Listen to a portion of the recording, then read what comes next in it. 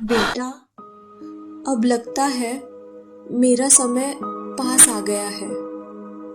मेरे बाद तुम दोनों भाई कभी अलग मत होना। माँ, आप चिंता मत करो, मैं सब संभाल लूंगा। भगवान तुम सबको खुश रखे। कुछ ही पलों बाद माँ ने धीरे धीरे अपनी आंखें बंद कर ली और हमेशा के लिए इस दुनिया को अलविदा कह दिया। पूरा घर शोक में डूब गया। जिस आंगन में कभी माँ की आवाज गूंजती थी, वहां अब सिर्फ सन्नाटा था।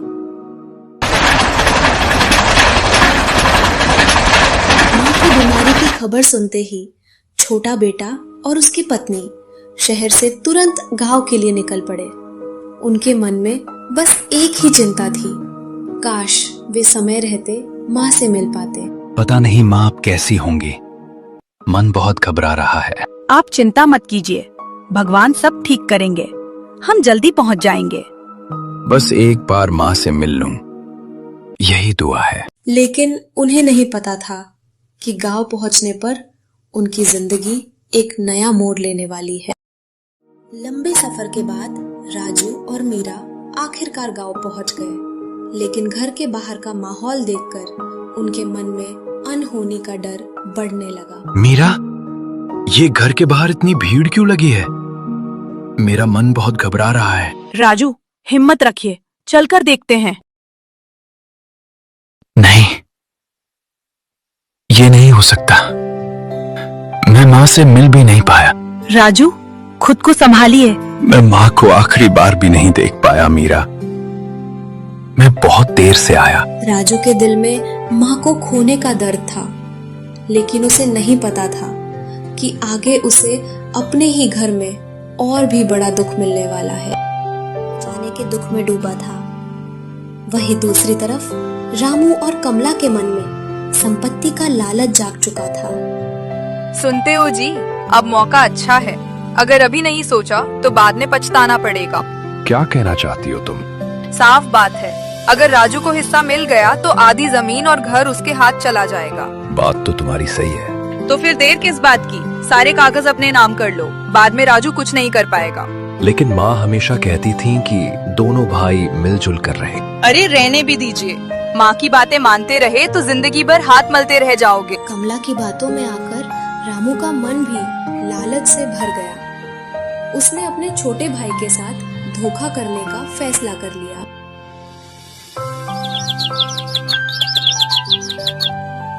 माँ के जाने का दुख अभी राजू के दिल से कम भी नहीं हुआ था कि उसके अपने ही भाई ने उसे धोखा देने की योजना बना ली। राजू, एक जरूरी बात करनी थी तुमसे। हाँ भैया कहिए। देखो, तुम तो शहर में रहते हो, यहाँ गांव की जमीन जायदाद संभालना तुम्हारे बस की बात नहीं है। मैं यहीं रहता हूँ, इसलिए माँ के बाद सब जिम्मेदारी मुझे ही संभालनी पड़ेगी। भैया आपका मतलब क्या है?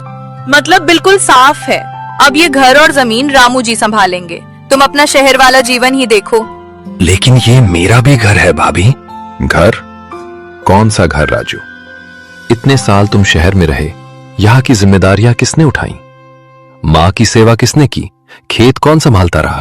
भैया मैं नौकरी की वजह से बाहर था, पर इसका मतलब ये नहीं कि मेरा कोई हक नहीं। हक सबको चाहिए, लेकिन जिम्मेदारी कोई नहीं निभाना चाहता। अब बहस करने से कुछ नहीं होगा, अपना सामान उठाओ और निकलो यहाँ से। चलो राजू, जहाँ अपने ही साथ छोड़ दें, वहाँ रुकने का कोई मतलब नहीं।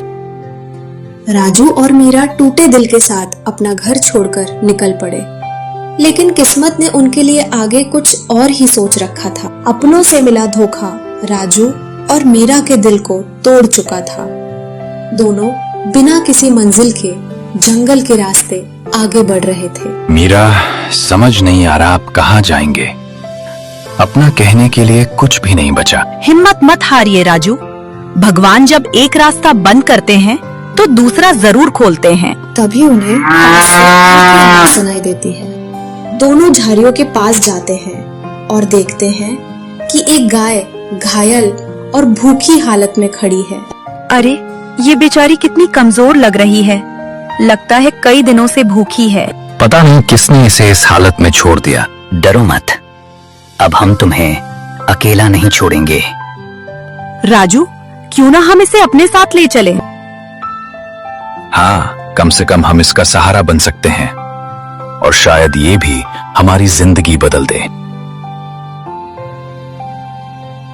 गाय मिलने के बाद राजू और मीरा के मन में थोड़ी उम्मीद तो जगी, लेकिन सबसे बड़ी चिंता अभी भी बाकी थी, रहने के लिए घर की। मीरा, गाय तो मिल गई, लेकिन अब इसे रखेंगे कहाँ? हमारे पास अपना घर भी नहीं है। चिंता मत कीजिए राजू, भगवान ने रास्ता दिखाया है तो रहने का इंतजाम भी हो जाएगा। घर छोटा है, लेकिन अगर तुम चाहो तो किराए पर रह सकते हो। धन्यवाद काका, हमारे लिए यही बहुत। राजू और मीरा को आखिर एक छोटा सा ठिकाना मिल गया। उन्हें नहीं पता था कि इसी छोटे घर से उनकी नई जिंदगी की शुरुआत होने वाली है। किराए का छोटा सा घर मिलने के बाद राजू और मीरा ने सबसे पहले गाय की सेवा शुरू की। मुश्किलें अभी खत्म नहीं हुई थी, लेकिन उनके दिल में नई जिंदगी की उम्मीद फिर से जाग उठी थी। कुछ ही दिनों में गाय ने दूध देना शुरू कर दिया। राजू, देखिए कितना अच्छा दूध मिला है। अब इसे बेचकर कुछ पैसे आ जाएंगे। हाँ मीरा, अब धीरे धीरे हमारी जिंदगी फिर पटरी पर आ सकती है। भैया, तुम्हारा दूध बहुत अच्छा और शुद्ध है, कल से हमारे घर भी दे देना।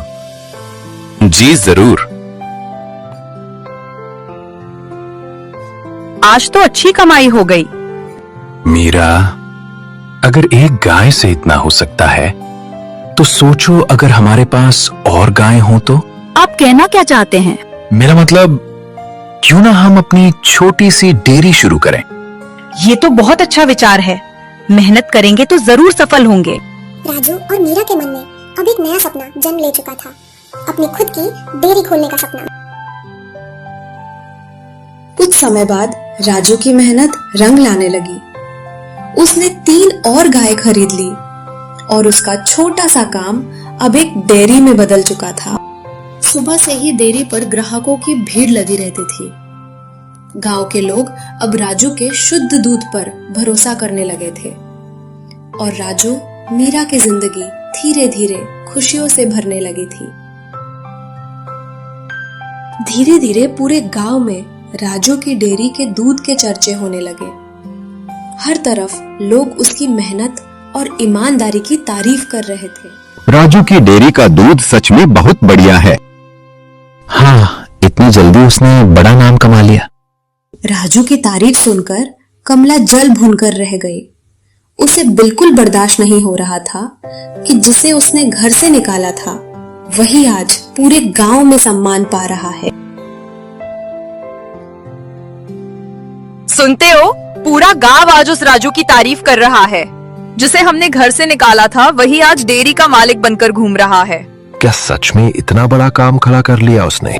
हाँ, और अगर अभी कुछ नहीं किया ना तो कल लोग हमें भूल जाएंगे। कमला के मन की ईर्ष्या अब धीरे धीरे एक खतरनाक साजिश में बदलने लगी थी। अपने गुस्से और जलन पर काबू न रख पाने के कारण रामू और कमला ने एक बहुत बड़ा गलत कदम उठा लिया। अंधेरे का फायदा उठाकर दोनों चोरी छिपे राजू की डेयरी में पहुंच गए। कमला इधर उधर देखती है और रामू चारे के पास जाता है। जल्दी करो, कोई देख लेगा तो मुसीबत हो जाएगी। रामू चारे में कुछ मिला देता है, फिर दोनों जल्दी से वहां से निकल जाते हैं। सुबह की शुरुआत एक भयानक सन्नाटे के साथ हुई। राजू और मीरा ने जो देखा उस पर उन्हें विश्वास ही नहीं हुआ। ये क्या हो गया मीरा? मेरी गाय? नहीं राजू, ये नहीं हो सकता। हमारी मेहनत सब खत्म हो गया। किसने किया ये? कौन है वो नीच इंसान जिसने हमारी मासूम गायों को मार दिया? ये कैसे हो गया गाजू भाई? कल तो सब ठीक था। किसी ने जरूर जानबूझकर कुछ किया है। जिसने भी ये किया है मैं उसे छोड़ूंगा नहीं। अपनी गायों की मौत के बाद राजू और मीरा सीधे पंचायत में पहुंचे ताकि उन्हें न्याय मिल सके। मुखिया जी, मेरी गायों को किसी ने जानबूझकर मार दिया है। ये सिर्फ गाय नहीं थी, हमारी रोजी रोटी थी। हमने दिन रात मेहनत करके डेयरी खड़ी की थी। किसी की दुश्मनी हमने नहीं की। राजू, बात बहुत गंभीर है। क्या तुम्हें किसी पर शक है? शक तो है मुखिया जी, लेकिन बिना सबूत में किसी का नाम नहीं लेना चाहता। पंचायत ने तुरंत जांच शुरू कर दी। गांव में हर तरफ पूछताछ होने लगी और धीरे धीरे सच्चाई के धागे खुलने लगे। मैंने रात को डेयरी के पास 2 लोगों को छुपते हुए देखा था। हाँ, कोई बाहर का नहीं था, अपने ही गांव के लोग लग रहे थे। रामू, कमला, क्या तुम उस रात डेयरी के पास गए थे? नहीं मुखिया जी, हम क्यों जाएंगे वहाँ? ये सब झूठ है, हमें फंसाया जा रहा है। मैंने साफ देखा था, ये दोनों रात में डेयरी के पास गए थे और कुछ चारे में मिलाकर आए थे। तो ये तुम लोग थे जिन्होंने हमारी गायों को मारा। अपने ही भाई होकर तुमने इतना बड़ा धोखा किया। सच्चाई सामने आते ही रामू का घमंड टूट गया। अब उसके पास सिर्फ पछतावा बचा था। राजू भाई, मुझे माफ कर दे, मुझसे बहुत बड़ी गलती हो गई। मैं लालच में अंधा हो गया था, मुझे समझ नहीं आया मैं क्या कर रहा हूँ। माँ की बातें भूल गया, मैंने अपना ही घर उजाड़ दिया। जब तुमने मुझे घर से निकाला था तब मेरा दर्द नहीं देखा था तुमने। रामू और कमला ने सिर्फ अपने भाई के साथ धोखा नहीं किया, बल्कि एक बेजुबान जानवर को नुकसान पहुंचाकर बहुत बड़ा अपराध किया है। पंचायत के फैसले के अनुसार अब यह मामला पुलिस तक जाएगा। ऐसे अपराध की सजा जेल है। पंचायत का फैसला होते ही पुलिस को बुलाया गया। कुछ ही देर में पुलिस गांव पहुंच गई। रामू और कमला, तुम दोनों पर जानवरों को नुकसान पहुंचाने और साजिश करने का आरोप है। तुम्हें हमारे साथ चलना होगा। साहब, एक मौका दे दीजिए, हमसे गलती हो गई। हम जेल नहीं जाना चाहते। रामू और कमला को आखिर अपने लालच और ईर्ष्या की सजा मिल गई और पूरे गांव के सामने ये साबित हो गया कि बुरे कर्मों का अंजाम हमेशा बुरा ही होता है।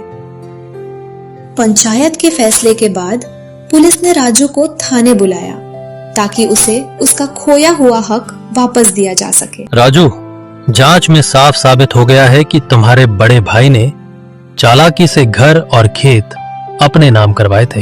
ये लो, तुम्हारे घर और खेत के असली कागज। अब ये सब कानूनी रूप से तुम्हारा है। साहब, मुझे उम्मीद नहीं थी कि मुझे मेरा हक वापस मिलेगा।